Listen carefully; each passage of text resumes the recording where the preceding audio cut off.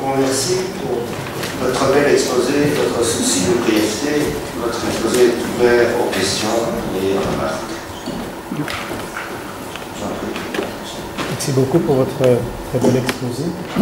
J'avais deux questions en fait. La première, vous n'avez pas parlé des aliments, donc est-ce que le sucre tellement préoccupant pour la santé et en particulier pour la santé dentaire induit des problèmes significatifs et est un facteur de risque pour la gencive et la parodontologie? Et la deuxième question, tout à fait différente, vous avez parlé de l'inflammation chronique. Est-ce qu'il existe une différence entre les hommes et les femmes en matière de fréquence d'atteinte?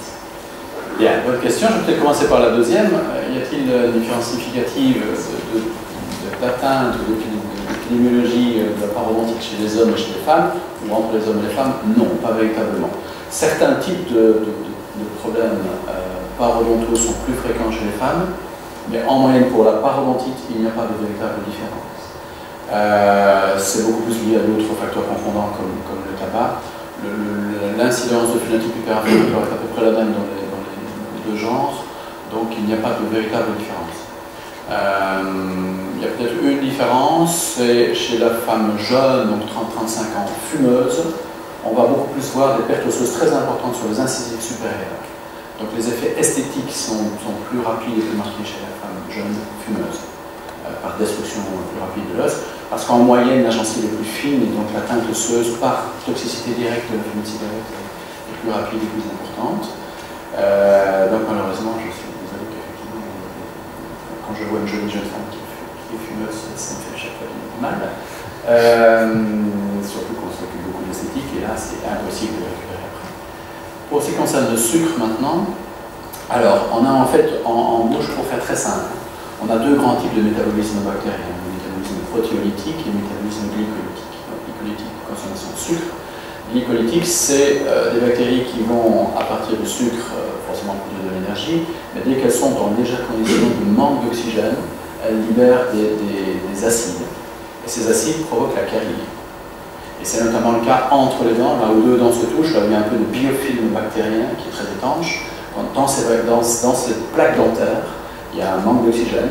Si on consomme le sucre plusieurs fois par jour, et dès qu'on consomme le sucre, dans les 10 minutes, il y a un abaissement du pH en dessous du point de dissolution de la carie. Et donc, on a une petite attaque carieuse. Et ça c'est le principe de la carie. La carie est une maladie de gens jeunes, de patients jeunes. La carie, ça va diminuer considérablement à partir de 30 ans. Et par contre, c'est là que la parodontite attaque. La parodontite est liée à tout autre métabolisme, le métabolisme protéolytique. On a une bactérie ici, exclusivement protéolytique, et qui vivent sous la gencive, dans laquelle le sucre ne pénètre pas, sauf à la limite chez les patients diabétiques, parce qu'il y a un peu de fluide plasmatique qui vient par là. Mais on est essentiellement dans un milieu riche en protéines, et on a une bactérie exclusivement protéolytique. Merci. D'autres questions? Oui, merci beaucoup. La nécrose du maxillaire sous biphosphonate, effectivement, est actuellement bien reconnue, et vous l'avez illustré. Mais les diphosphonates sont prescrits depuis très très nombreuses années. Or, cette complication, on en parle beaucoup depuis relativement peu de temps, enfin 2-3 ans. Vous avez une explication à cette explosion de complications? Je n'ai pas de très bonne explication. Je pense que c'est d'abord et avant tout une explosion du nombre de prescriptions. Là, je pense qu'il y a une explosion mondiale du nombre de prescriptions. Enfin, on sait en tout cas. Ça, c'est la toute première chose. Il y a aussi une évolution des molécules. Les molécules sont de plus en plus puissantes. Donc, en quelques années, il y a une évolution de la puissance de ces molécules considérable. Donc, une molécule 100 fois plus puissante que les toutes premières molécules utilisées. Et donc, je pense que c'est la combinaison des deux, l'augmentation du nombre de prescriptions et l'augmentation de puissance des molécules.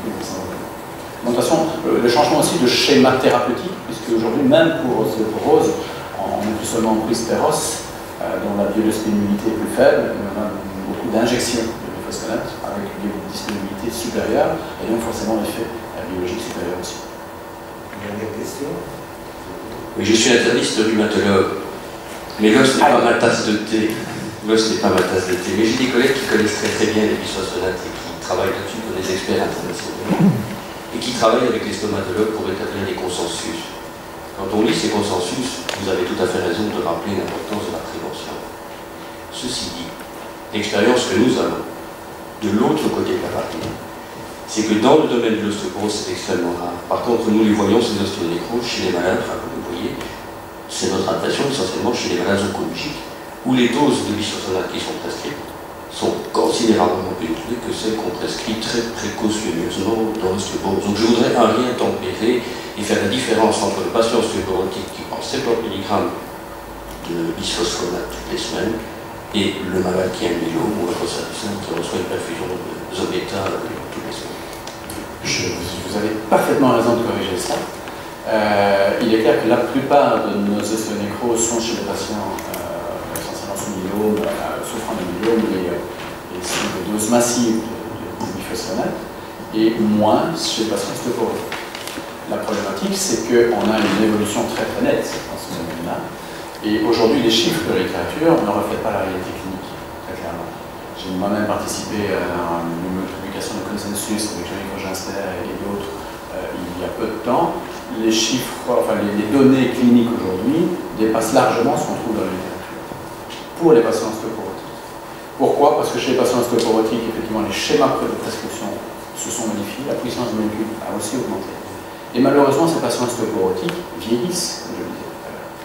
Et une patiente de 60 ans, effectivement, 60-65 ans, pleine forme, pleine santé, ostéoporotique, avec des doses normales de biphosphonate depuis 3-4 ans, on peut lui faire une extraction dentaire, il n'y a pas de danger. Cette patiente, si elle continue sous biphosphonate jusqu'à l'âge de 80 ans, avec altération de son état de santé, et qu'elle accumule un deuxième problème de santé en plus de son ostéoporose, là, on a des ostéonécroses, très clairement. Donc je pense que la problématique aussi, c'est la durée de prescription de ce traitement. Et là, aujourd'hui, on se trouve face à des drames chez les patients simplement ostéoporotiques qui ont des nécroses, très clairement. Mais les chiffres de la littérature ne sont pas encore le reflet de la réalité clinique, malheureusement. Je crains que les choses évoluent beaucoup. Merci encore, M. Lambert. Je suis malheureusement obligé d'interrompre cette discussion. Docteur, permettez-moi de